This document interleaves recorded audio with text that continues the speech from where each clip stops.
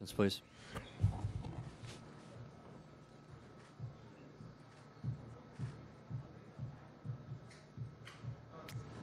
Go ahead. We're going to go to Monty, middle third row.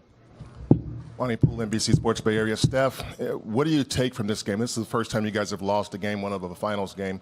What are the good and bad things you take from this specific game? And obviously the bads, we're down 0-1, but it's not the end of the world. New experiences for us all the way through, but we've proven our resiliency and ability to win games that we need to, and kind of answer the bell and learn from nights like tonight. So key call-outs are fast break points that they got, whether it was a make or a miss for us. A couple of sloppy turnovers that really didn't kill us, but just added to their momentum. And obviously Pascal had an amazing game. He pretty much found a bucket wherever he was at, and we got to do. All five guys got to do a better job of just being physical, being alert, and we'll be all right. Left side in the back on the aisle. Go ahead, Nick. And following up on that, this is the first time since Steve's been coach you guys dropped game one. What do you think changes, if at all, from a mindset perspective for y'all dropping into an early hole like this?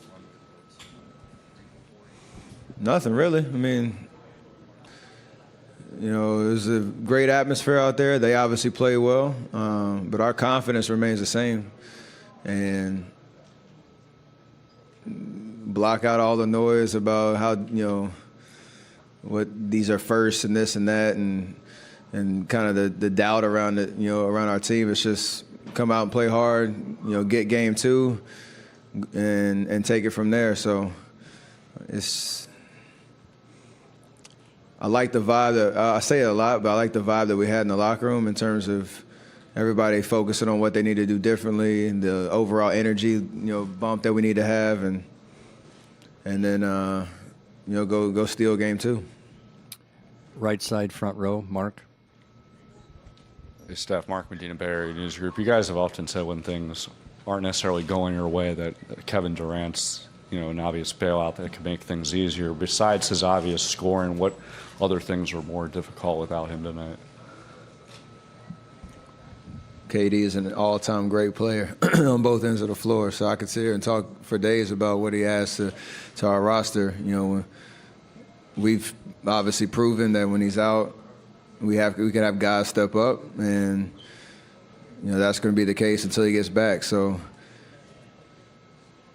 for us, I think the first half,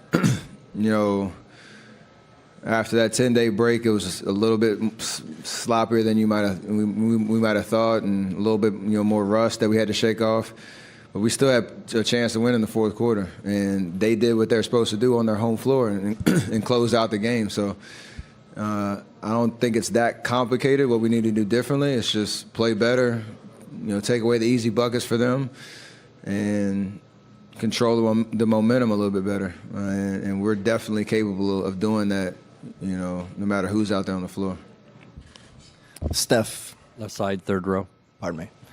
Paul Antunes, ESPN Brazil. When you see Siakam go 14 for 17 and Gasol 6 for 10, and then you got Van Vliet 5 for 8, do you kind of live with that and just kind of tip your hat?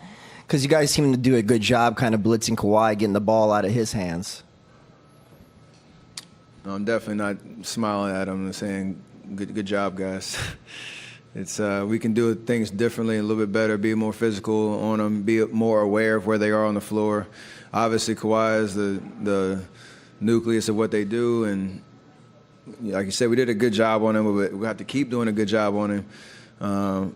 But especially early in the first half, we didn't rotate well enough, and just make them think a little bit more. They were really comfortable out there, stepping into open threes. A couple of miscommunications where almost like practice shots, and obviously they made them. So defensively, overall, we can do a lot better job, as well as some of the good things that we did.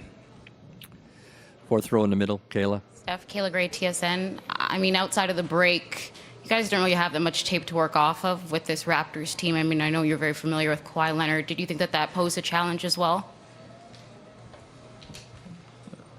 Yeah, I mean, the 2 games we had in the regular season, there was guys missing them both nights and what have you, but I'm sure they're in the same situation, not really expecting or knowing what to expect. So, at the end of the day, they outplayed us. Like, there's no other way to kind of say it. They did what they were supposed to do and took care of home court on the first game. And, you know, no matter what, our sights were coming in, it's a long series, and to game 2 is an opportunity for us to right the wrongs and get a big win and go back home. Final question, left side, second row, Mark. Steph, on the left, Mark Schwartz, ESPN. Draymond said the loss and Siakam was on him. He called Siakam, he said he's become a guy, meaning I respect his game. What did Siakam show you guys in this game that perhaps might have been even over what you thought he was capable of? I mean, his motor's pretty much nonstop, so even if you feel like you're in transition, you're running shoulder to shoulder with him, he has another, gear he can get to that puts pressure on you in transition. I think he showed that, pretty much all season, but tonight especially when he puts the ball on the floor, he's pretty composed, knowing what he's trying to do with it, and obviously great at finishing no matter where it is around the paint.